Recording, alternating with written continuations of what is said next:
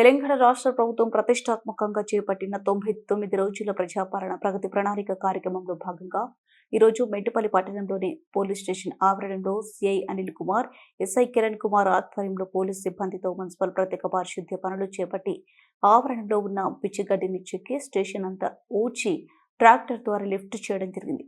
ఈ కార్యక్రమంలో sanitation incharge Mujeeb, police సిబ్బంది సత్యనారాయణ, అశోక్, రమేష్ తదితరులు పాల్గొన్నారు.